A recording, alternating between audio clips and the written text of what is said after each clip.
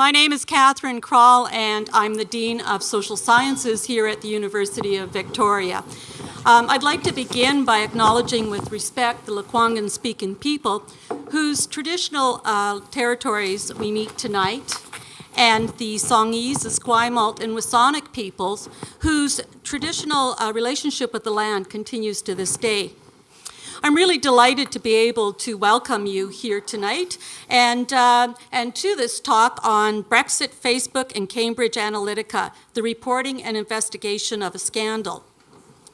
The topic of privacy resonates with so many of us.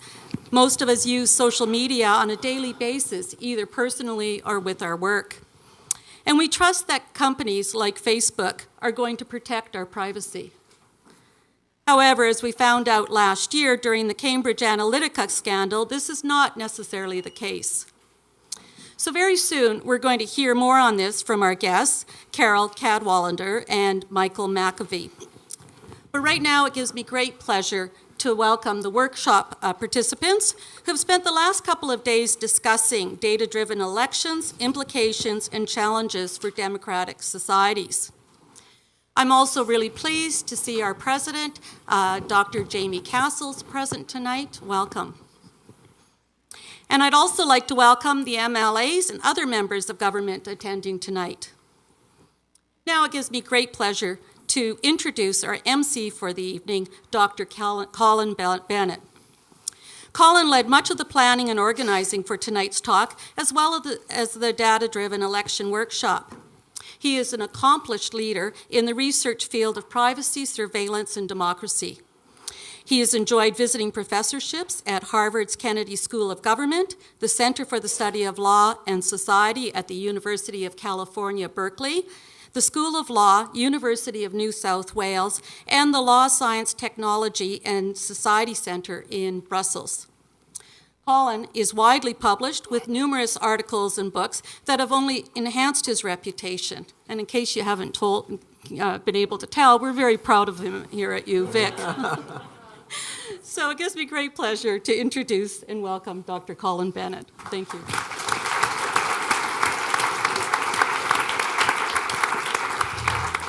Thank you, Kathy. I really didn't think that my bio was going to get read out, but it's very nice.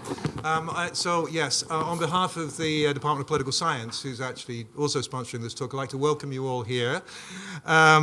There's now a common perception that contemporary elections anywhere can be won and lost on the basis of which party or candidate has got the better data on the electorate to target precise messages. Now, whether that is actually true or not is a very, very difficult question. But politicians in many democracies certainly think that it does. And that has precipitated a mad rush for data to target voters and to get them out to vote, raising a whole bunch of questions.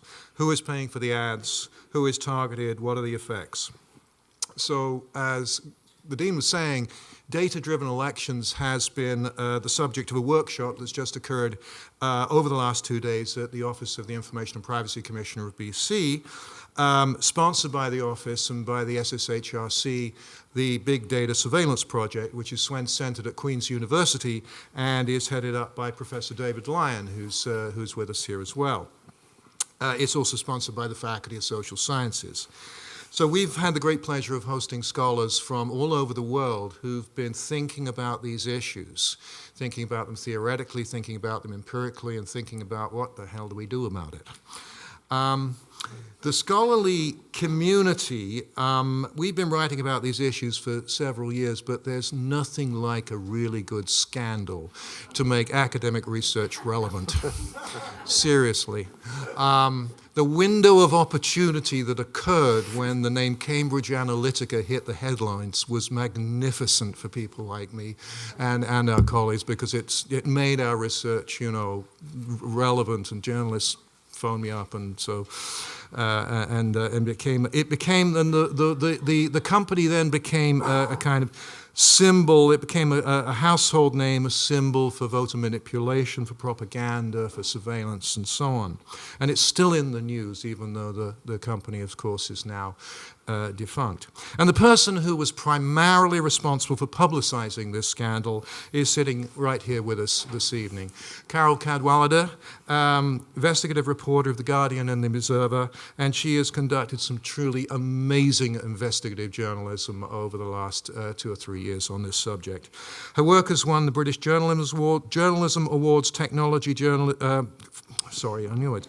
British Journalism Award Technology Journalism Award in December 2017, the Orwell Prize for Political Journalism, the Reporters Without Borders Award in November 2018, and she's recently been named a Pulitzer Prize finalist for national reporting in 2019.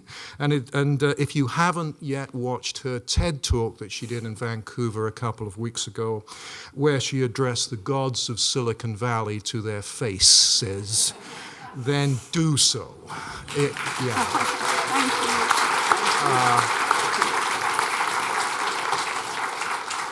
When I saw that TED Talk, which went viral, I must say I got really, really nervous that this lecture theater was not going to be big enough, but we're just fine, right?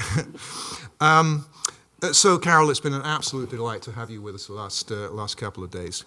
Largely a result of this reporting, regulators from all over the world have not only been investigating the particular breaches by Facebook and Cambridge Analytica, but have asked deeper and more searching questions about the role that personal data does and should play in democratic elections.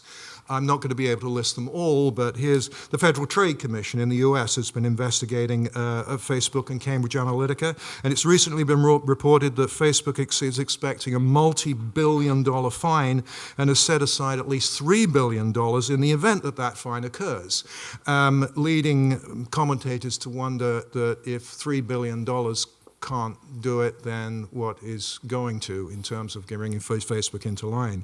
In Europe, several data protection authorities have also been investigating the breach, most notably the Information Commissioner in the UK, which is now headed by the former Information and Privacy Commissioner of British Columbia, Elizabeth Denham. Michael McAvoy was Liz Denham's deputy for several years before Elizabeth Denham went to the United Kingdom. He then was brought over in 2017 to head up the investigation into Cambridge Analytica, the associated breaches of personal data, and the larger question of how British political parties were processing personal data. And he returned to BC last summer to become the current Information and Privacy Commissioner, and that experience in the UK has led him then to investigate how our political parties in BC have been processing data, and he produced a report last February called Full Disclosure. At the same time, attention is focused on our federal political parties in Canada, which are not covered by our privacy laws, and on the question of how they intend to process personal data in the upcoming 2019 election. And I, for one, hope that that is going to be very much a subject of public debate as we go forward to the election. And just last week, together with the Office of the Privacy Commissioner of Canada, and the Deputy Commissioner is here somewhere, Greg? Yes, there he is. They published their long-awaited joint report on Facebook and found that the company had violated the privacy of thousands of Canadians when it failed to ensure that the third-party apps obtained the clear consent of users and their friends on how their personal information would be used. So there's been a lot of spin-offs of this reporting on privacy, on civil liberties, on disinformation, on propaganda, on discrimination, on election expenses, on election integrity, on democracy, on ethics, and et cetera, et cetera, et cetera. And we are very fortunate, therefore, to have two of the people who have been central to the reporting and the investigation of this scandal with us this evening. So we've structured the evening not as a lecture, but as a conversation. They've known each other for a while. They are going to ask each other questions. I'm not quite sure who's going to start with that questioning, whether the investigator's going to question the reporter or the reporter's going to question the regulator. But anyway, I'm going to leave it up to them. They're going to speak for, half an hour or so, and then we'll open it up for Q&A. So once again, thank you very much for coming. Michael, over to you. Thank you. Thank you, Tom. So first of all, we'll do a sound check. And how's that? Can everybody in the back hear my voice? Thumbs up. That's great. So first of all, Carol, welcome to Victoria. Thank you very much. So, as Colin said, we did get to know each other a while back when I was in the UK doing the investigation for the Information Commissioner's office there. And so I got to be asked a lot of questions by Carol. I was at the other end of the journalists in that occasion. So it gives me great pleasure tonight to turn the tables slightly. The other thing I would say, Carol, I think she's been here a combination of a number of days, and I think is well blended into Victoria. As they say, when in Victoria, do as Victorians do. And I would ask, I'm sure there'd be a show of hands, almost everybody in the room would agree with this, who amongst us takes advantage of the fact that we have beautiful, brisk waters just off of here, that we go for a dip with our bathing suit in a refreshing way? No. Carol, incredible, Carol. We were just so impressed out in these waters, and made us think, my wife and I think about maybe that's something we should do more often. So very brave of you, but welcome. Thanks very much. The story of Cambridge Analytica doesn't. There was a major story written in the Observer, Guardian a while back, but it actually doesn't start there. Your undertaking into these issues of technology and how it interacts with the political world and environs is something that actually started well before you got into the Cambridge scene. And maybe you talk a little bit about that and how you got into this. How far back are we going? Well, let's try there. Okay, so a week before the US presidential election, I just started noticing all these technology stories, really, about the way that, so we'd had the leak of Hillary's emails, which were being weaponized. And there were stories, I read the first stories about these teenagers in Macedonia writing fake news articles. And I was like, oh, there's something, felt like something weird going on there. And I'd just been at a conference in San Francisco called TechCrunch Disrupt. And it was all about people wanting to disrupt different industries. And I come from the media industry, which of course has been very disrupted. And I was like, oh, okay, is this this politics is being disrupted? Is that what's happening? And so I just wrote a little op-ed piece. And then the presidential election happened. And there was that, sort of shock. And there was the very first, suddenly this term fake news became a thing, and Mark Zuckerberg was asked about it, and he said, oh, it's crazy the idea to think that Facebook could have had any impact. And I just started looking, they said, write a feature about it, so I just started looking, but then I got distracted by Google search, and I got intrigued by how Google search worked, and I started putting in search terms into Google.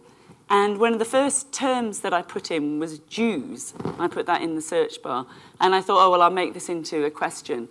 And so I put, are Jews? And Google gave me the suggestion, are Jews evil? And that was the top suggestion. And I didn't even have to press return. And I got an entire page of results saying Jews are evil. And I was just like, what's this going on here? And then the next suggestion, down the bottom, it says click on other searches. The next suggested search was, did the Holocaust happen? And so I clicked on, did the Holocaust happen? And I got an entire page of results saying, no, the Holocaust didn't happen. And the top one was Stormfront, which was a Nazi website. And Trump had just been elected. It was it was about 11 o'clock on this dark and stormy November night. And I was like, what is going on? And 24 hours later, more or less, I found an academic in America called Jonathan Albright. And he had just taken a list of these fake news websites and had created a map. And he was completely freaked out when I got hold of him on the telephone. And he was saying to me, people keep on saying as if it's fake news stories, whereas he's saying it's a network. And you can see it sort of strangling the mainstream sources of news. And it looks like a cancer. He kept on going, it looks like a cancer. And I was saying, well, is that why I'm seeing the results that I'm seeing? And he was like, well, this is like, I'm looking at the input and you're looking at an output, and something has happened. Something is gaming Google search. Something really weird is going on the internet. And that was, 2.5 years ago. And essentially that kind of panic that I felt that night, and the sort of horror of these results that I was seeing across all different searches. So it was also women. The search for women gave me, are women evil? And the top results, which when Google's really, really sure of a result, it puts it in a little box. And the thing it put in a little box was, yes, women are evil because every woman has a little bit of prostitute inside her. I mean, it was just it was like mind-boggling. And really, so I wrote this first piece days. I mean, I kind of just banged it out. I rang up a whole load of experts and said, what on earth's going on? It's like, this really what's happening to the internet. And it was during a conversation with an academic about that. And he said to me, well, there's these news sites, these fake news sites can be used by companies like Cambridge Analytica. And I was like, who's Cambridge? I've never heard of them. And he said, well, they're a sort of this weird company. They worked for both the Trump campaign and in Brexit. And they can use these fake news websites to sort of, if you visit one, it can embed a cookie in your computer and it can follow you around the internet to discover about what you're doing. And then it can target propaganda at you. And so, but it was just a little reference in this first article. And then I got really Google were very, very cross with me, but at the same time did nothing about these searches. Yeah. And it was my first experience of like dealing with the big tech platforms. And just, I kind of thought, well, if you lay out the facts, this has been all the way through this story, I think, well, the job of journalism is you find out the facts, you publish them, which is pretty difficult. You've got to get it past your lawyers. And then you kind of think, now the world must do something about it and fix this problem. And yeah, 2.5 years on, the problem has yet to be fixed. And so in this episode, you're negotiating with the lawyer. That's the start of your negotiation with lawyers and. Yeah, so this was the first one. So exactly, I wrote because nothing happened. So Google was kind of pretending that nothing. They were pretending there wasn't a problem. They refused to give me a comment. They went round hand-changing the results. And so normally what I would do, I'm a feature writer, and so normally what I would do is I'd write the big story and then I'd move on to the next story. But I was like, well, this is like ridiculous. Are we going to just put up with, we're just going to have this search term out there, did the Holocaust happen, and these results. So I wrote another story the next weekend, and then the next week I wrote another story. And I was saying the story, the one they really hated was when I was like, this is ridiculous that there's, so what I did is I took out a Google ad account. And I took out an advert which said, yes, the Holocaust did happen.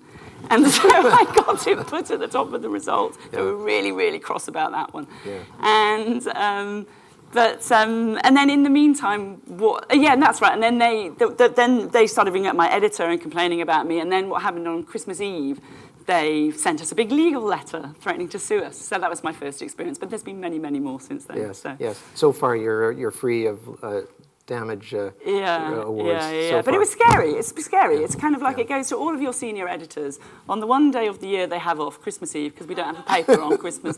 And it's like, and I'm dealing with the poor managing editor and our lawyer. She was trying to put the goose in the oven at 10 o'clock at night. So it's great imagery. Jill. I've said that a lot. So that's the first you've heard of Cambridge Analytica. You file that away, presumably in the back of your mind. And then a story, which I'll just put up here, that you write, I think that's in March of 2017. Actually, there was one before. So there's one in February. I don't know if that's in the thing. So what happened was, Cambridge Analytica, so this was all happening. I was battling Google. And then Cambridge Analytica started writing us letters at the newspaper. And they said, this is completely erroneous. We never worked for the Brexit campaign. And so the reader's editor came to me and said, well, we'll have to print a correction if this isn't true. And so I was like, well, it's just really weird because here's an interview with Alexander Nix, who's the CEO of Cambridge Analytica, where he says they worked for the Leave campaign. And I said, and here's Leave EU's website where they said they hired Cambridge Analytica. So it's just like really odd. So he was like, oh, okay. So we wrote back and thought, that's it. And then they wrote back again and they said, yes, but we didn't actually work for the Leave campaign. So we were like, oh, this is really weird. So we sent back some more links. And then they wrote back again and said, that's all very well. However, we did not work for the Leave campaign. So at this point, our readers editor, he was like, what's going on? So he emailed this guy called Andy Wigmore, who is an associate of Nigel Farage and worked for Leave EU, and said, Andy, what's the score? Did you or didn't you work with Cambridge Analytica? And Andy emailed back, and he said, what, we did work with them, but we never paid them. And I was like, a gift. And so I emailed Andy and said, could we go for a coffee? And I went for a coffee with Andy Wigmore. And he laid out the plan for the billionaires to take over America and Britain and Europe and everything they were doing with data and how you wouldn't believe it. It's so creepy, Carol, you wouldn't believe what we know about you. And this is about the right thing to say to a journalist who's inquiring. And then I was like, this, and he was like, yeah, well, they were happy to help us because it was, Trump and Brexit. We were all part of the same family. We had the same goals. And Steve Bannon was really good friends with Farage, and Steve Bannon's, he was the vice president of the company. So they were happy to help. And I was like, okay. And so then when I got home, I rang up the Electoral Commission, and I said, so a gift, is that like a donation of services? And would that have to be declared? And they were like, yes. And I said, and if it's an American company, is that okay? And they were like, no, that's not okay. That's actually impermissible. We don't allow. So it was kind of like, this kind of looks like a crime. And then the question of what they were doing with data, I rang up, I think that was my first conversation with the ICO. And I was like, what are you allowed to do with data? And anyway, so I wrote the first story, and it turned out, and that was the thing that triggered the investigation by the Electoral Commission into whether they overspent on that campaign. And the Electoral Commission has now concluded that they have, and that's been referred to the police. Yes. And it also kicked off. It kicked off the investigation, right, the ICO. So Elizabeth Denham, I think, read your piece in the paper, thought, this looks like it's worthy of some interest and would be of concern to British citizens. And she started an investigation. I think it was probably not too long after, so maybe April, May. And sometime around June, I started getting phone calls. I was enjoying life. We were enjoying life in beautiful summer time in Victoria. And Liz encouraged me and then persuaded me eventually to come over and assist in helping lead the investigation. So what I should say about how that started, by the way, is it actually didn't start with an investigation into Cambridge Analytica. What it started as was an investigation. She wanted something broader, something to look at how political parties in the UK collect, use, and disclose data about their citizens. And so that was, and with probably a sidebar about Brexit, because people would be interested to know how data was collected and used during Brexit. So as a regulator here, but also somebody very interested in political science, and for any political science students out there, I'm sure the opportunity to do this was incredible. Here I was, this fellow with this funny accent, sitting in a room with the senior people in the Labour, Conservative Party, the Lib Dems, talking basically about how they do their business and how they collect data and analyze things. And one of the interesting things we found was the Labour Party had purchased some data, some people's names from a company called Emma's List, I believe it was called. And what Emma's List does is they have people who go around to maternity wards and hospitals. And the women are either in the process or have just given birth to children, get them to sign a clipboard offering all kinds of free things for their babies. And would they mind signing this and we'll use your information appropriately. Nowhere in there did it say anything about the fact that their data would be shared with political parties.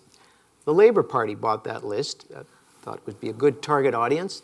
And as a result of that, cut the long story short on that one, I think they were fined the Emma's List was fined £50,000 for disclosing collecting that information without the proper consent of the individuals involved. So that was about the political parties, how they collected, used, and disclosed things.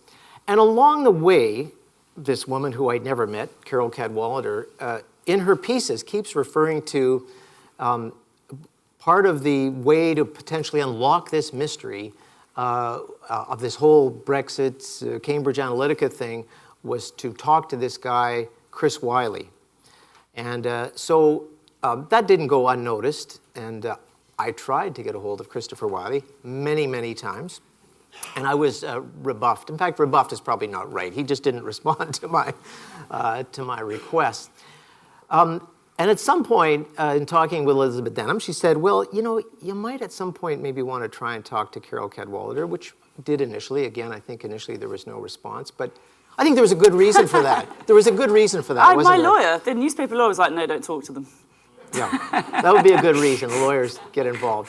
But eventually somewhere near the end of the year, we did have a chance to chat. And it's an interesting world, by the way, the regulator's world when you're investigating, because you look at all kinds of sources, and of course journalists operate very carefully in that environment too. So it was a bit of a delicate dance of asking various questions, who knew what about various things. But it wasn't long after that, not sure how, through the mystery of these things, that actually I was in Brussels, and I got a call from a woman, I think her name Tamsin Allen, is that right? A lawyer for Chris Wylie, saying, my client actually would like to meet with you. And I said, that's great. Well, I've been waiting for this for quite some time, and we think it's very important. When would he like to meet with me? This afternoon, she said. I was in Brussels. I'd never been on the Eurostar, or whatever it's called, and 2 hours later, it was probably one of the most surreal experiences of my life. I think helped in part by your efforts probably to get the parties together. Did Chris have pink hair at that stage? He had no, he had a different hair than shows up, I think, ultimately in your feature article. But there, this just absolutely weird scenario where you've got Elizabeth Denham, who for those of you who don't know, lives in Victoria, not too many blocks away from here. Michael McAvoy, who lives in Victoria on secondment to the ICO. It involves, to some extent, involved in these discussions is a company called Aggregate IQ. I'll give you a guess about where that company is located. We told Victoria, British Columbia. And finally, Christopher Wylie, who is from Victoria, British Columbia. And you begin to think Victoria, and I think at this point Carol is wondering, maybe Victoria is like ground zero for all of the things happening in the UK. It was an incredible, I have to say, 1.5 hours. That was the first interview that we did with Chris, with telling incredible stories about hacking of campaigns in Nigeria and Trinidad and Tobago, and then talking about Cambridge Analytica, with whom he had worked, and the data that moved around. And then he did at some point mention the Russians near the end of the conversation, which I have to say got me a little nervous as I headed back on the tube. But that's kind of where that started. We began to look at a lot of the evidence, which was quite compelling and quite more than interesting. It was shocking in many ways. But knowing actually that we probably weren't going to be telling all of that story before The Guardian and Observer. And you at that point were in all kinds of discussions putting that story together, first of all, developing Chris as a source, which maybe if you're able to talk about that I think would be interesting. And so how that story developed, and then because the New York Times was involved, you had Channel 4 involved, so with Chris and then the whole media Circus. production. Circus? So, well, I published, I think it was a story in February, the first big one I did about Cambridge Analytica. And then I got an email from somebody, I think in Victoria, or certainly in Canada, a reader. And he'd been looking at the Cambridge Analytica's website And he spotted, so Cambridge Analytica's parent company is called SCL, and they had an office in Canada, SCL Canada. And he'd looked at the telephone number of it, and he'd noticed that it had the same telephone number as this company in Victoria, Aggregate IQ. And the curious thing about this was that Cambridge Analytica were complaining about the fact that they really didn't work for Nigel Farage's Leave campaign, writing us these mad letters. And Aggregate IQ, meanwhile, had worked for another Leave campaign, the official Leave campaign, which was headed by Boris Johnson. Now, in our rules, campaigns are not allowed to coordinate. And Boris Johnson and Nigel Farage hated each other and wouldn't share a platform. And yet here was this bizarre situation where the data companies that they were both using had this weird connection, seemed to be connected. And that connection was covert. And that's always the thing which is, it was sort of inexplicable. And so it was like, well, this is really weird. And how did this company, then the next question is, how did they find Aggregate IQ, which was the next question. So Vote Leave, you know, it was this once in a generation vote. And they'd found at the time when you looked it up, Aggregate IQ's website wasn't, you couldn't find it on Google search. It didn't seem to have a website at the time. And yet the official campaign told me that's how they'd found it. That when I asked them, they said, oh, we came across somebody in the team came across the website. And it wasn't just Vote Leave, but another 3 campaigns had also used Aggregate IQ. So it was like, what is going on? And this was it's always just this is the like, what is going on question. And Cambridge Analytica just said, oh, it was, he was a one-time contractor and they just erased it from the website. So they just scrubbed SCL Canada from the website as soon as we put our question in. And anyway, I was like, well, something's funny is going on here. And I'd also found out about this thing about the Facebook data, but it was very quite unclear what Cambridge Analytica had done with Facebook. Anyway, so to cut a long story short, I was like, right, how does one become an investigative reporter? Because I didn't know I was a feature writer. And I was like, okay, I've got to find employees. Okay, well, LinkedIn, I suppose. So I kind of just hunted through LinkedIn to find ex-employees, and everybody ignored me. And then eventually I found one person who would talk to me, and I went off to meet him. And I started asking him about Facebook data. And then I started asking him about Canada. And he said, well, you've got to find Chris Wylie. And he said he's from Canada, and he's the guy who got the Facebook data. So I was like, okay, I've really got to find Chris Wylie. And he's, of course, Chris, being very smart, there was nothing on the internet to connect him to Cambridge Analytica, but I tracked him down and we had a first telephone conversation in April of 2017, I think. And it was this sort of, you know, I'd already been working on the story for 3 months or so at that time, which is a long time by my standards. But then I got on the telephone with Chris and I had all these questions about everything, and Chris just sort of laid it out, and he was like, yeah. No, and then I met Steve Bannon, and yeah, then we harvested millions of Facebook, you know, accounts. And I was like, well, can you prove it? And he was like, yeah, no, I've got all the invoices, and I've got the receipts, and I've got the contract, and I've got the contracts for the founding of the company, and, you know, sign, I've got... So it was just sort of like my eyes were popping out of my head. And, but it was then a very long process of figuring out kind of what to do with that information. So initially, Chris was an anonymous source for this article. Right. And then Cambridge Analytica started trying to sue us. So that was the next obstacle. But then it took a long time because he had a non-disclosure agreement with the company. Right. So there was a long process of trying to figure out how he could break that and getting legal support and showing public public interest. And so it was a really long process. And then at some point in the line, I just would get an extra demand of like something else. And so then he was like, oh yeah, I really want to work with the New York Times as well. So then I had to spend months luring them in. And then we started, I talked to Channel 4 and they were like, yeah, we really want to do a sting. And so I kind of they wanted to do undercover filming, and so we also gave them the evidence to enable them to do that. So it was just this sort of long process with lots of moving parts. Yeah. And yes, Well, it took a long time to come to fruition. Yeah, and if you haven't seen the undercover work that Channel 4 did, you should. This is interviews that somebody posing, I think, is a Pakistan... Sri Lankan. Sri Lankan official looking for campaign advice and really doesn't really care what kind of advice they get. And Alexander Nix, along with a colleague, are telling him all the kinds of services that can be offered, including prostitutes, which could be shown up on somebody's doorstep and blackmailing people and so forth. All of this is quite extraordinary. All of which, at the ICO, we had some inkling of, and in fact had started a process to get a warrant to go into Cambridge Analytica's offices. Now, regrettably, the way the legal process is set up through the Data Protection Act, we actually had to tell Cambridge Analytica we wanted a warrant to get into their offices. So, as you can imagine, that takes away some of the element of surprise.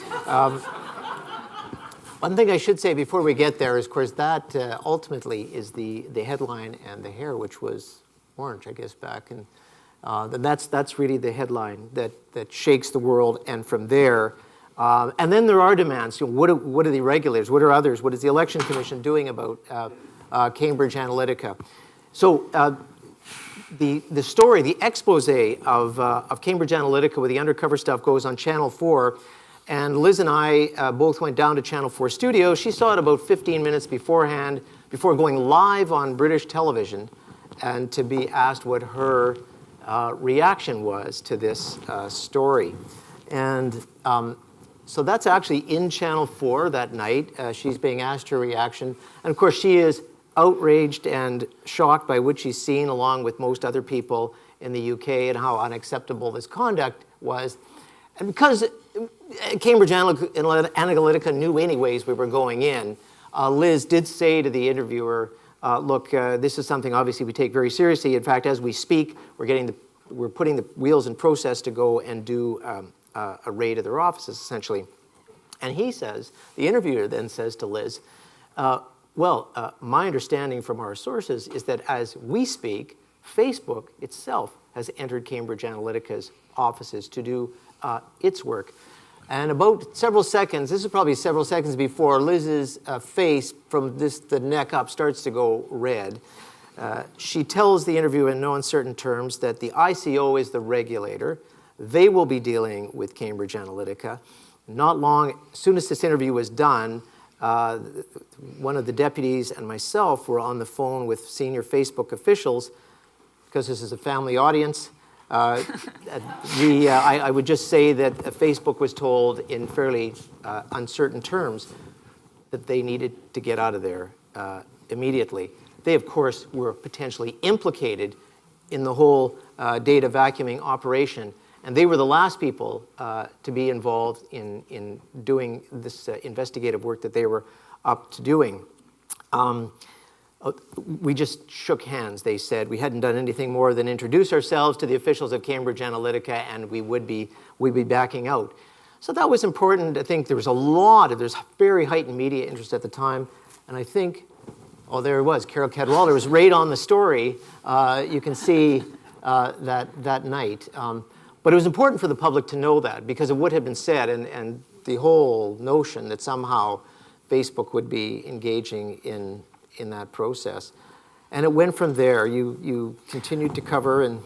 Well, yeah, so it's pretty outrageous as well, given that as well. So the day before publication, so we'd had really, really serious legal threats from Cambridge Analytica against the newspaper over the course of a year.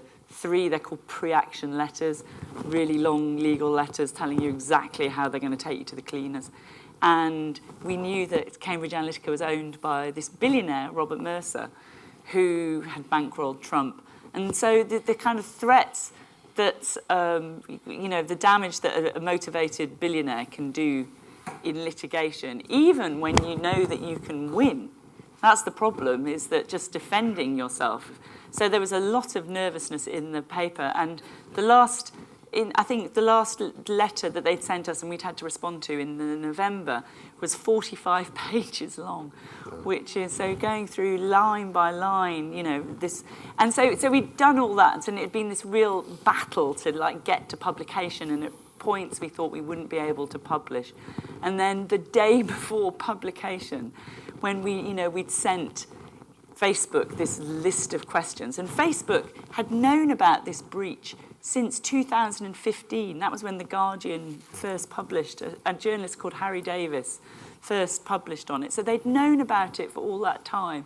And yet one day before we were going to publish our story, they sent us a legal letter and, and said that, well, if you print these allegations as such, then, we will sue you for defamation. Yeah. And it was, so again, it's kind of like, dealing with the sort of legal aspects of publishing these stories is the most difficult aspect of it, and we went through such hurdles. And so to get this, after everything we'd been through, and I sort of cycled into the office thinking, oh no, what's happening? And then we looked at it, and one of our younger lawyers, in fact, we had an emergency call with the ICO. I don't know if you were on that one. But sort of trying to figure out, what exactly we can say and whether it's a data breach, etc. Yep. And but then we were just really angry, actually, because just thought this was really, and they didn't do it. So the New York Times we were publishing in conjunction with, and they didn't threaten the New York Times with defamation because in America it's, protected. And so it was just this bullying and intimidation. And then it didn't stop there, which was that at 1 o'clock in the morning, night before publication, totally exhausted, and we suddenly see this press release that Cambridge Analytica has, that Facebook has thrown Cambridge Analytica and Chris Wylie and Alexander Kogan off the platform. 1 o'clock in the morning, British time. And we're dealing with the New York Times, it's 5 hours ahead there, and they're going, we've got to publish now. We need to publish now. The story's out, the story's out. And me and Emma, my fellow reporter, were like, please don't publish until we can raise a senior editor. This is crazy. And she's like, I can't wait them. So I was trying to hold off the New York Times editor on my kitchen table. Rebecca, please don't publish yet. And so it was this crazy situation.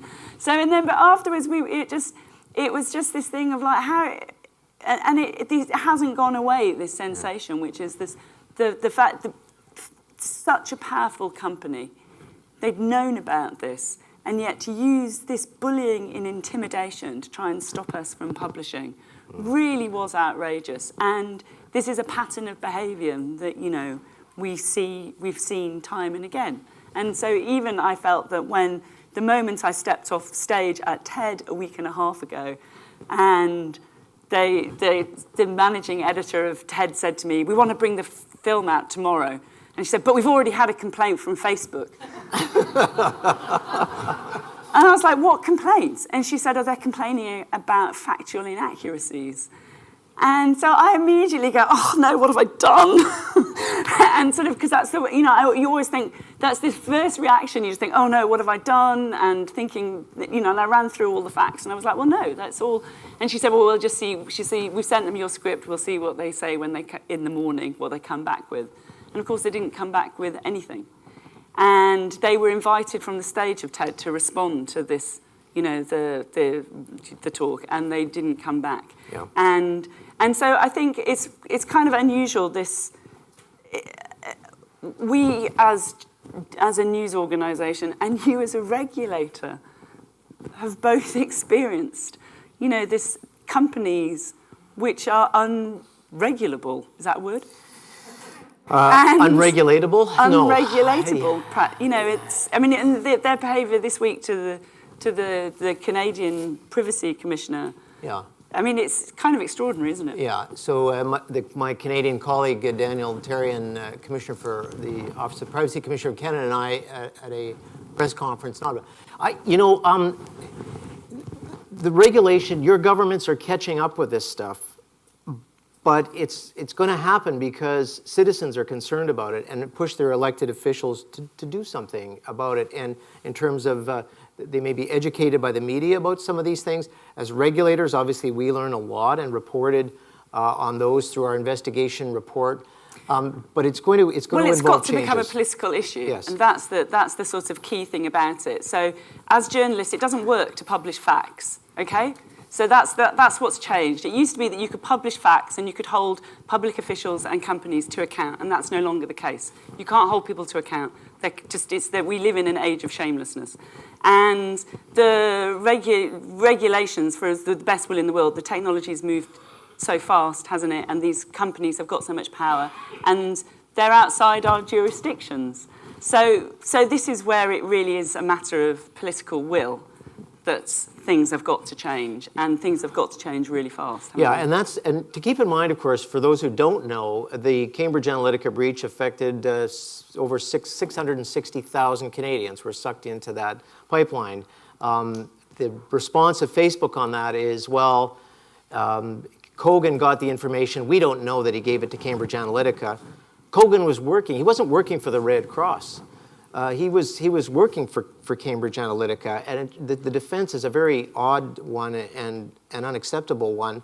Over 90,000 British Columbians affected by the breach as well, which is one of the reasons that we were involved with the Canadian Commissioner. So quite a significant impact here in British Columbia as well. So with that, there's lots more we could talk. There's many, many more stories that can emanate out of this, but we also want to leave time for people to ask questions about the role of regulators, the media, how that works. One of the questions actually was asked today at the conference that somebody raised it is like, why should the public care about this, Carol? Why should the public care about what you're writing about?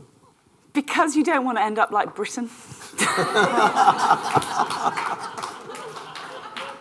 I mean, we are the logical conclusion of what happens when these tech platforms are gamed by political campaigns, and the laws are broken, and there's no accountability, and there's no end in sight. Exactly, and the situation is sort of becomes even more toxic. So the divisions in Britain have just got bigger. And those are amplified by these social media companies as well. So, yeah, you just... And it's also true in the States. And so Canada, I don't know... But it's interesting because there was a story in The Guardian today, I don't know if you saw it, and it was all about... Yeah. So Facebook are pivoting to wanting people to be more in private groups. And they used the example of a group in Quebec, actually, sort of extremist far-right parties there which are being sort of nurtured in these sort of small, dark groups. So thank you, Carol, Michael. I think we are now in Q&A session. So there are mics here. And so please think about a question on this. One of my students will deliver the mic to you. Please make them questions. That is brief remarks with a question mark at the end, which ideally begins with the word how or why or what. Anyway. Yeah, I have. Is this on? Yes. Oh, good. I have a question I'm sure everybody has as well, and that is, have you guys optioned the rights to this story yet? Well, they're apparently... Cumberbatch played... There we go. Was that you? That wasn't me. No, that wasn't me. That was the head of Boat Leave. In fact, I held out, and so there was no character of me in the Channel 4 movie because I was asking too much. But there was a Channel 4 production of this. There was, which I was, felt was quite inaccurate, I have to say. But there's a documentary coming out in a couple of months, which is all about how data is called The Great Hack. It's on Netflix. So I've just been told the release date of that, so it's in July. So Hollywood still has a chance. I do have a real question. Michael, you started to talk a little about the fact, acknowledging implicitly that the regulators are a little bit behind in this situation. And this is to both of you, of course, what recommendations would you make to regulators to try and get us ahead of the game? This is serious stuff. Yeah, it is. So there's a couple of things I would say that would be obvious. Fining power that regulators have that's proportionate to the kind of offenses that we're talking about, and proportionate to the size of the companies we're dealing with. So now in the EU, fines up to 4% of global turnover, 50 million euros or more potentially. These hit the pocketbooks of the companies, I think, pretty hard. One of the other things that we've asked our legislators here in British Columbia, my compatriot Daniel Therrien in Ottawa is asking our parliamentarians in Ottawa for, is the power of inspection and audit without grounds. So we work in a system now essentially where, and this goes back before technology developed the way it did. If you went to the dry cleaners and they asked for something that they shouldn't be asking for, more than, your driver's license or something, you could complain to our office. The transaction's all very transparent. Now what happens with these companies? Virtually nothing is transparent. It's all happening behind the scenes. It's very opaque. People wouldn't know what to complain about. And so that puts regulators in the position of there's no complaint. So how do you create grounds?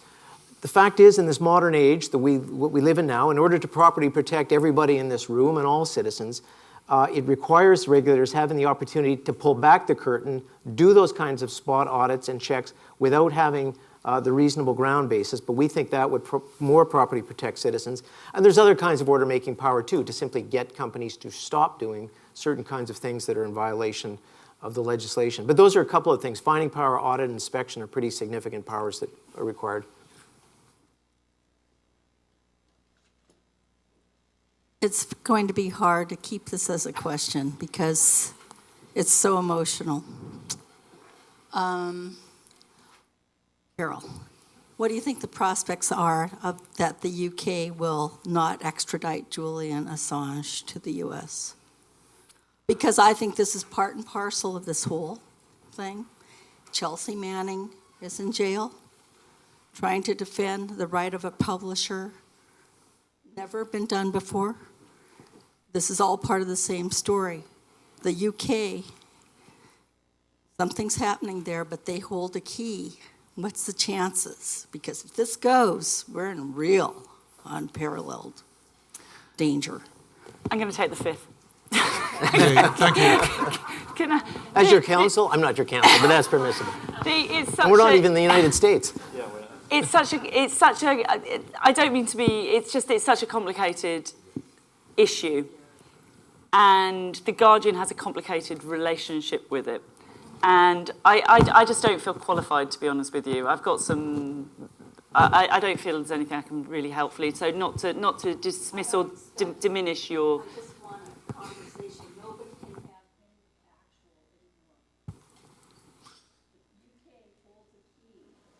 Okay. The problem is it's coming down to the judiciary is a thin layer of deciding what the legal law is, and it's not regulators, it's the judges. Yeah. There was a question. Oh, okay, please. Yeah. So I agree that it's a matter of political will. My concern, though, is that it's the political parties who themselves are using these systems who stand to benefit and are benefiting in ways we don't know. But yet we are asking them to effectively create laws to regulate and moderate their activities. So I see that as an inherent conflict of interest. They'd have to effectively create laws that would be against their own interests as political entities. And the tricky thing with political parties is that they are political parties, so they answer to the political will of their members, but in an elected capacity, they're there to represent the public as constituents. So there are these conflicts of interest that I don't know how we bridge that. So if it's not the political elected officials who themselves can be trusted to do this work, then where does that leave us as a public? Yeah, totally. Hold on. What's the polite way of? So in Britain, that's so completely spot on. So we know, for example, that the reason why these issues have got no traction with the government is because the government was really complicit in these crimes which were committed during the referendum. So very senior figures were involved. And then the opposition, for its own reasons also, has completely ignored the issue for a variety of factors. But yes, one of them as well is that because in the snap general election we had, the Labour Party actually did quite well on social media, doing sort of all sorts of organic things. And so you're right, there is a total conflict of interest there. And I don't know what the answer to that is. Well, that said, it's not completely without hope, because I mentioned the EU and the General Data Protection Regulation, where those fines can be imposed on companies. In the United States, you do not have a comprehensive privacy law, but the Federal Trade Commission, through the auspices of consumer fairness and so forth, they've wedged their way into the privacy issue. You may have heard Facebook has set aside $3 to $5 billion. They've got $40 billion in the bank, by the way. So nonetheless, $3 to $5 billion is a possible settlement with the Federal Trade Commission, so that there is a precedent that these things can happen and do happen when there is a political will to do it. You may be interested and perhaps surprised to know that British Columbia is the only province, only jurisdiction in Canada, which has a privacy regulator overseeing the work of political parties. Nowhere else in Canada does that exist. The federal government deliberately excludes themselves. I have taken advantage of that opportunity as a regulator, and you may be interested to know, and you can read on our website, we've done an investigation of how parties collect information about you. And they've done some things that they ought not to be doing, and I've told them they shouldn't be doing it. And I'm now working with them and the Chief Elections Officer here in BC together on developing a code of practice for the parties about how they can be more compliant with the law. So there is some hope, and believe me, as a result of this story, I mean, this story was just so weird to be living in the UK, and this story, I mean, had global ramifications, and legislators, the public is paying attention, which means that politicians are paying attention. Yeah, but there is some truth to that. But in the particular example of what's happened in Britain with these multiple crimes, which we know took place during the referendum, and the fact that the main funder of it is now under investigation by the National Crime Agency, we don't even know where the money came from. I mean, I was really grateful when there was Liz Denham and you. It was like, oh, the Canadians, thank goodness, people who believe in rule of law still have arrived. Because, I mean, it is this bizarre thing which has happened in Britain where it just feels that, I mean, we have laws and they're just not being respected, and this is being brushed under the carpet in a way which I find personally just really alarming, and that's sort of, you know, what keeps me going. I suppose. It seems to me that whenever anyone speaks out really clearly and exposes lies and untruths, they put themselves in a direct line of target for various trolls and things. And so I'm wondering both about Chris Wylie and where is he now, but I'm also wondering about your own experience, given that your name is on all of those reports and articles that were published. So Chris told me, I interviewed him a month or so ago for a sort of year-on story, and he told me some hair-raising stories about how he was in New York and his hotel room was broken into in the middle of the night, and they took all his electronic goods but didn't take any money. So yes, I think that's still ongoing for him. And for me, I was saying is that I have so many enemies that it's really hard to... Not here. So what's been amazing is that, so the wonderful thing about it is that I also get this like real outpouring of support from people who kind of really value that there, are still news organisations which are trying to look into this and hold it to account. But it is an extraordinary array of enemies I now have, and it's really depressing. I mean, being a kind of woman in the public eye online is a kind of experience I wouldn't recommend to anybody. And the way that they come after me is that, so they haven't been able to come after me, the reporting, it's just this investigation has been launched after investigation. So the way they come after me is because I'm a woman. And it's, as I say, it's reporting while female. And so there is this really misogynistic trolling which goes on. And the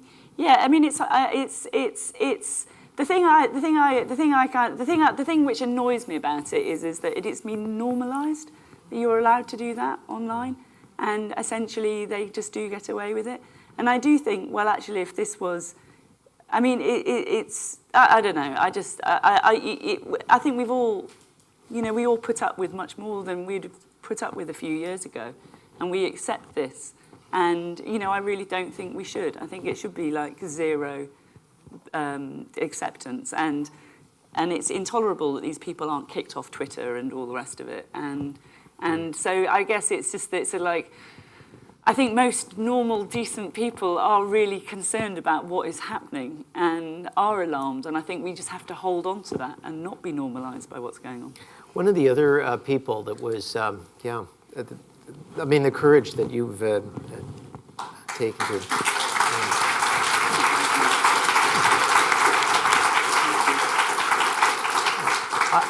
I was going to mention one other individual that we spoke to when I was at the ICO, a really described as a brave young guy, Shamir Sani, who was actually the guy, when you look at what happened with the Vote Leave campaign, kind of gave us as investigators the underlying story of what happened with Vote Leave, who were the chief proponents. They could spend up to £700,000 or thereabouts on the referendum.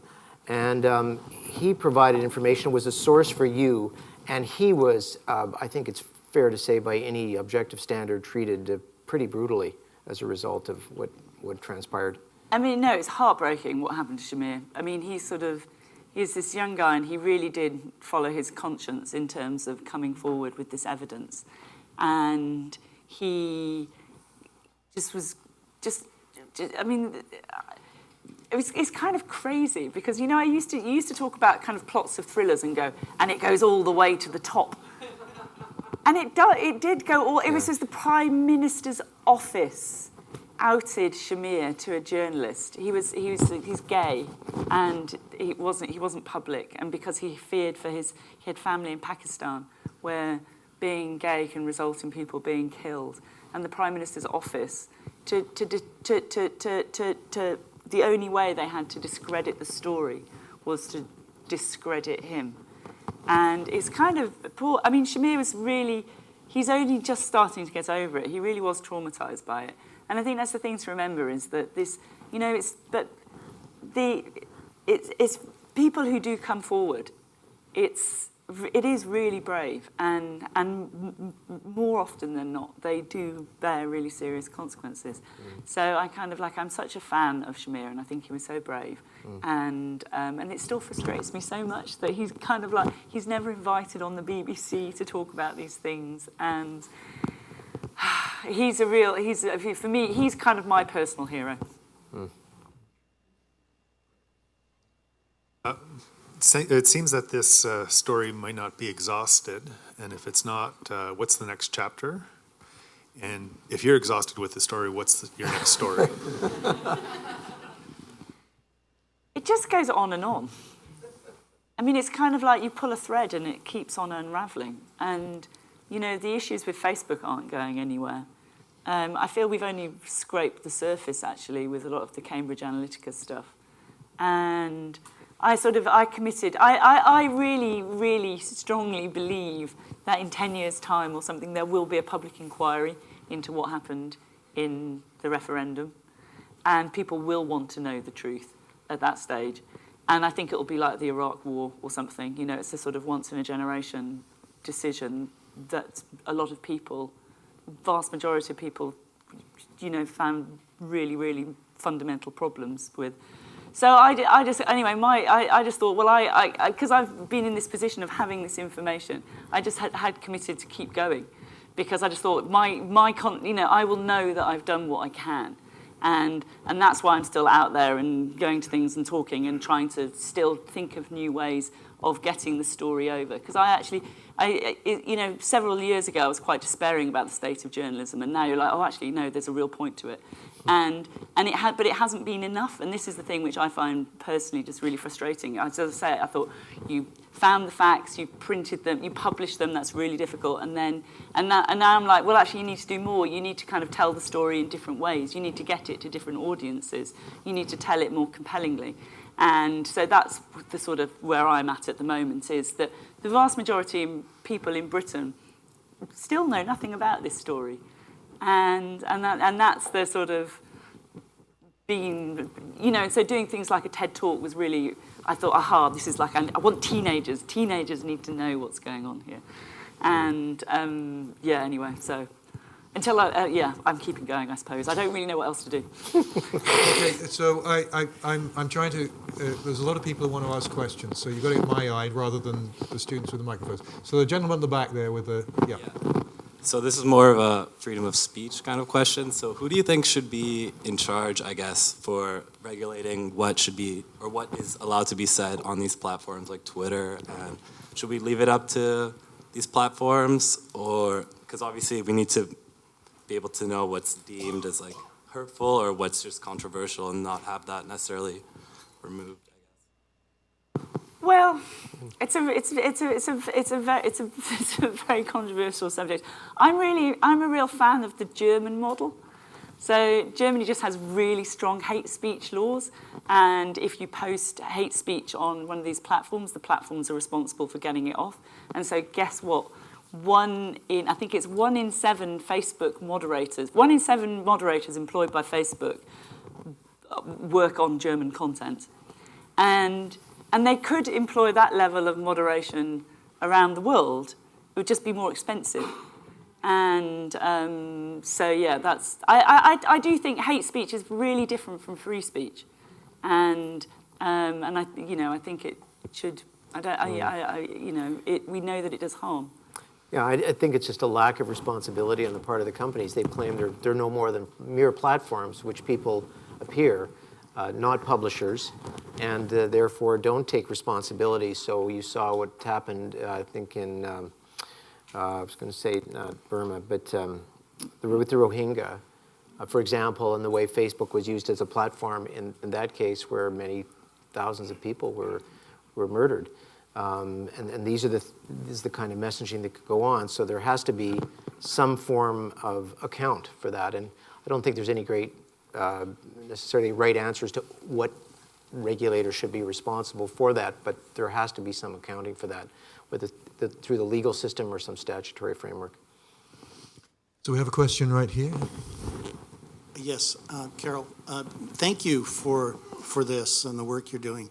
I had a question about the kind of political will for change.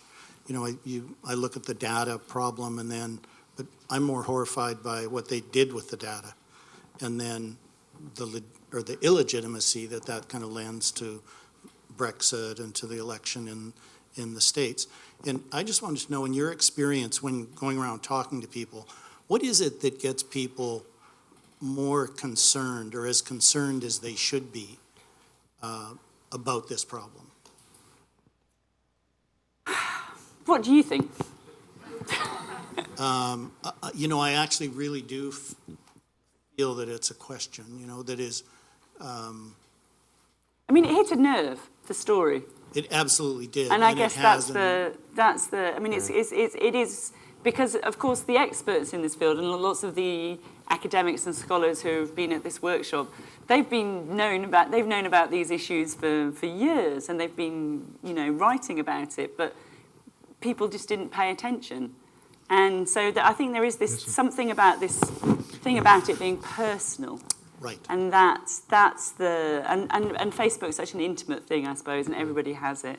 And the idea that could be used against you and weaponized and could have been used to elect Trump, I think really Yeah, I was I don't wondering. know, what do you think? Well, in conversations with people right afterwards and right after your story broke, I mean, a lot of people, I think, before that story said to themselves, well, I'm on Facebook, maybe I share a little bit more information than I should, but really, what could possibly go wrong with that?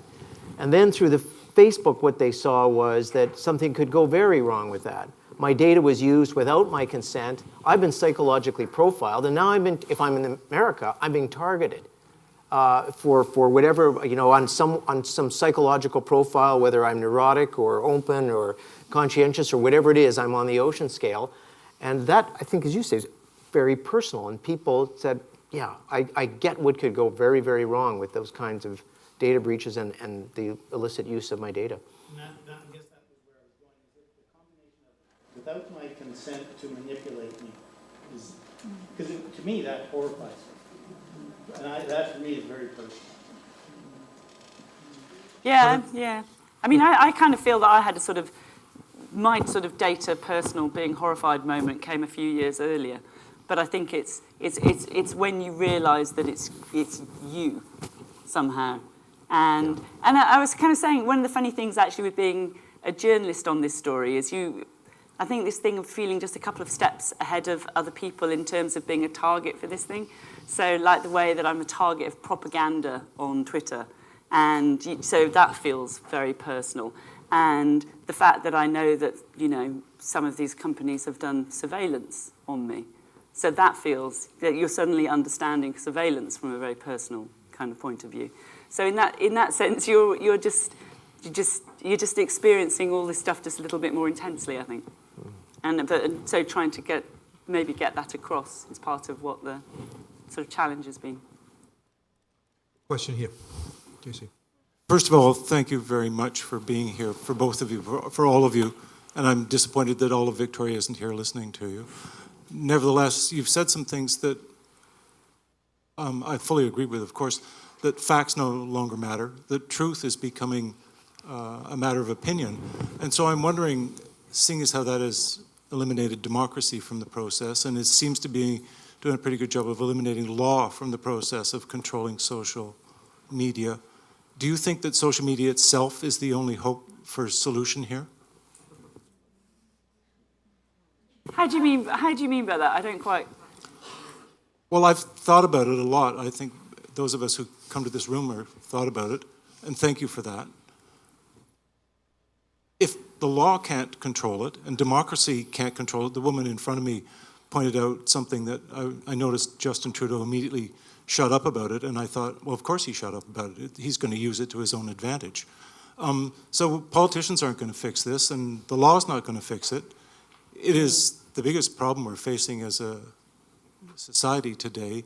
It seems, my question to you is, do you think that social media itself can heal itself? Because it seems bigger than the things we're hoping could control it.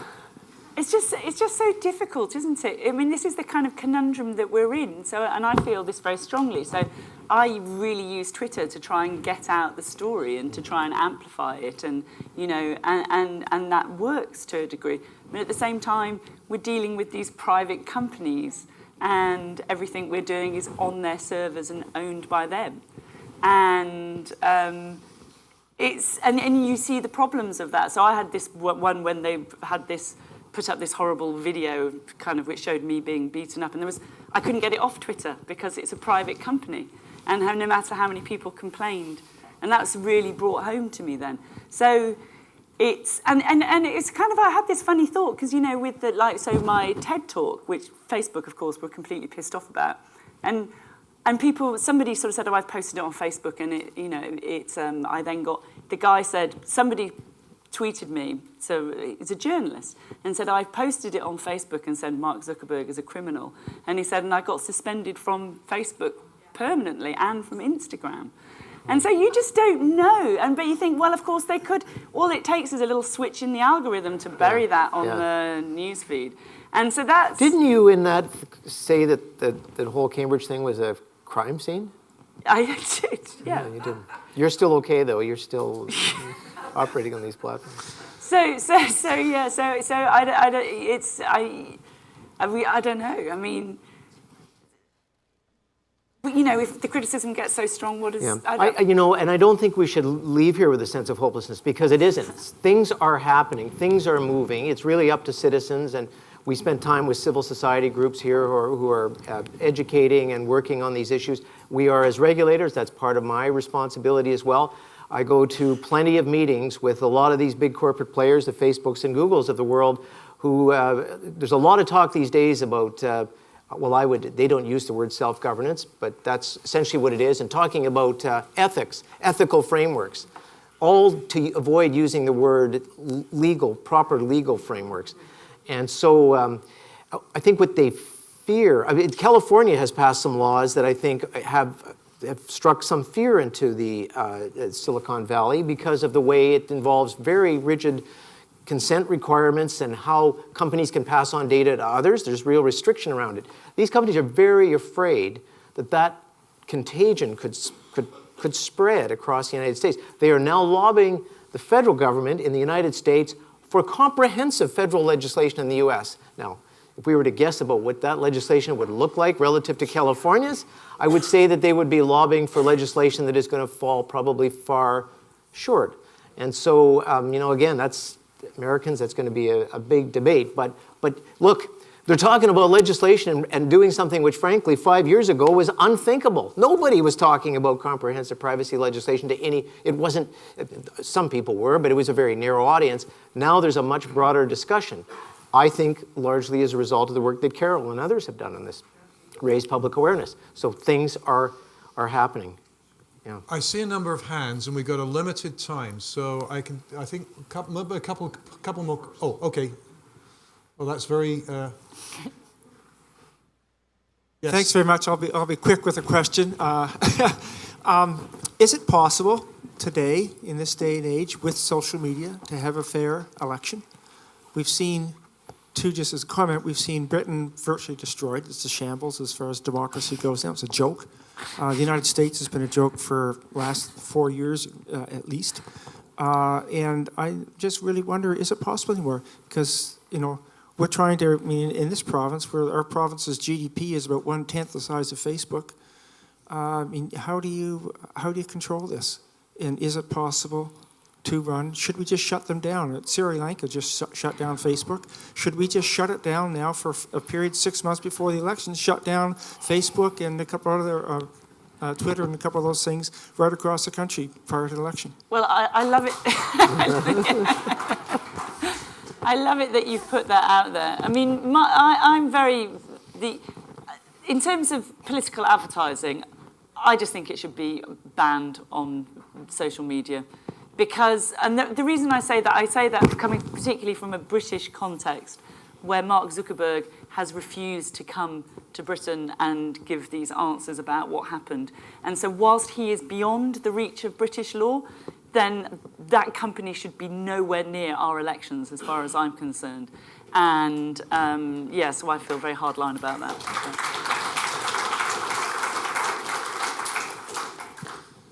Yes, please. I saw one other hand in the middle. Yes. Thanks very much for being here tonight. I was sort of curious, given the nature of these sort of high-level political scandals, are there people lined up to be punished? Are there people going to be held accountable to this? Or is it going to be people falling on their swords or people paid to take the fall? Nobody falls on their swords anymore.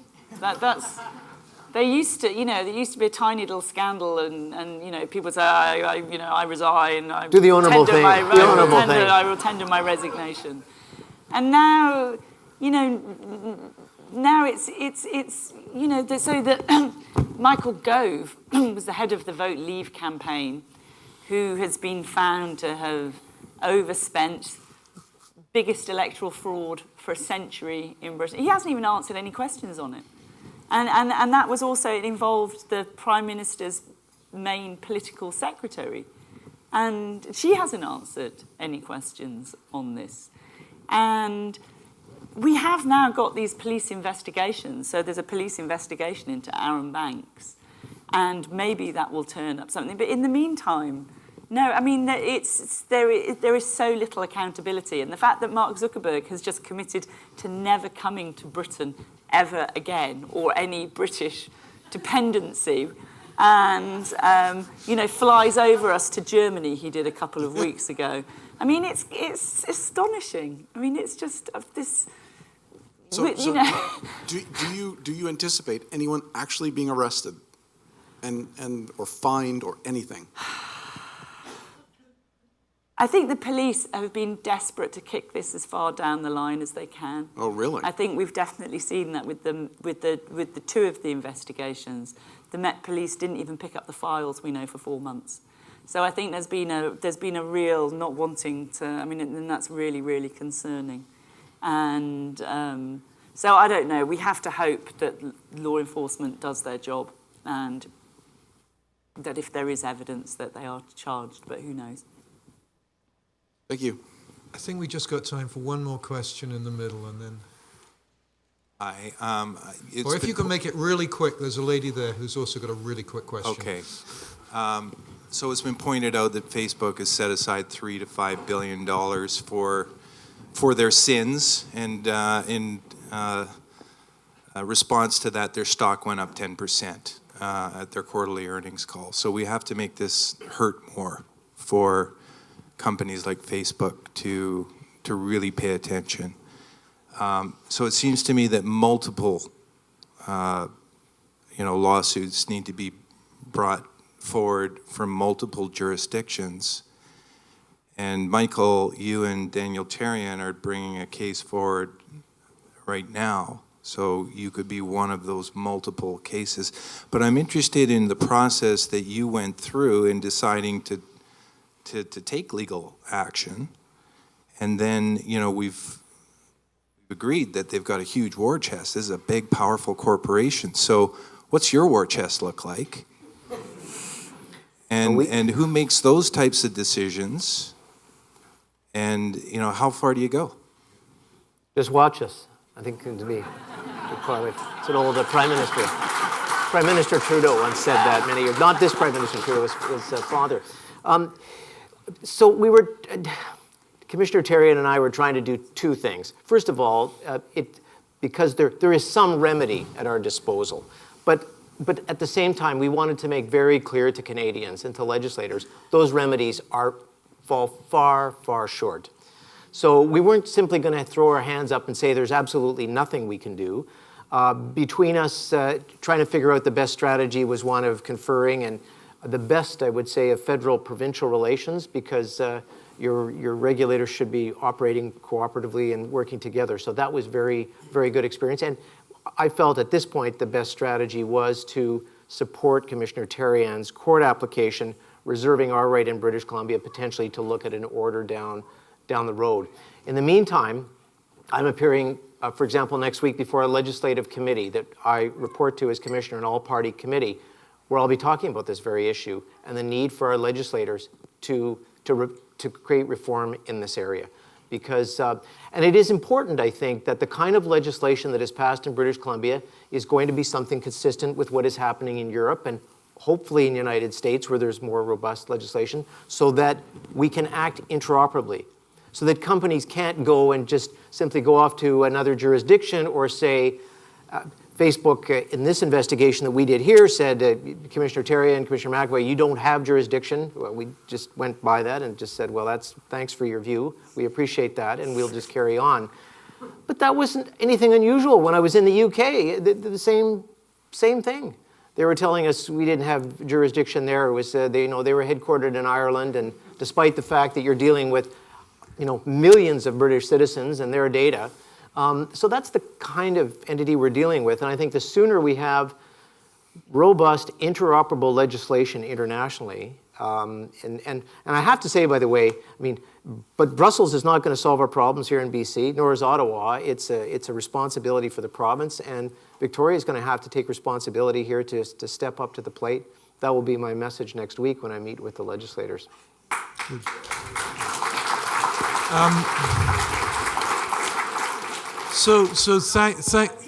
Thank you all for your Yes. questions. These folks haven't had dinner yet, so I just like to say a couple of things in conclusion on the issue of what to look for in the upcoming federal election. As has been mentioned here, political parties are regulated by our own law here, but they're not regulated at the federal level. And that is shameful, frankly. Two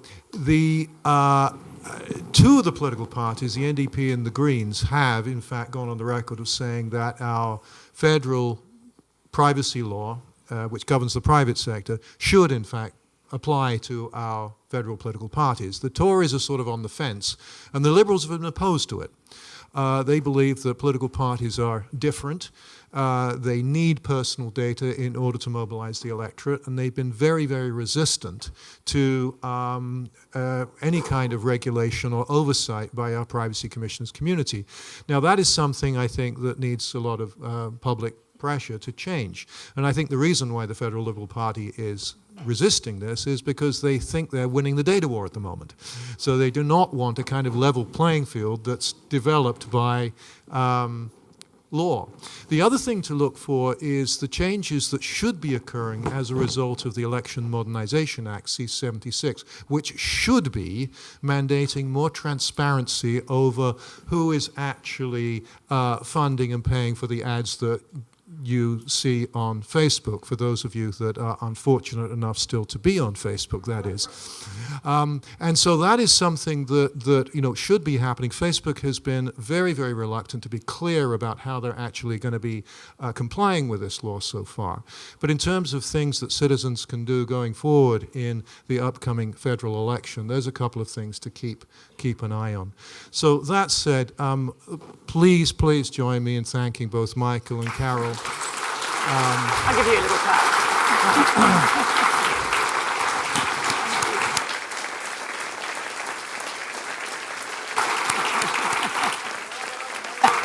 Shut up. Jeff. Sit down. Thank you. Shut up. No, I can stand up there. No, it's ridiculous. Right, okay, enough. Thank you.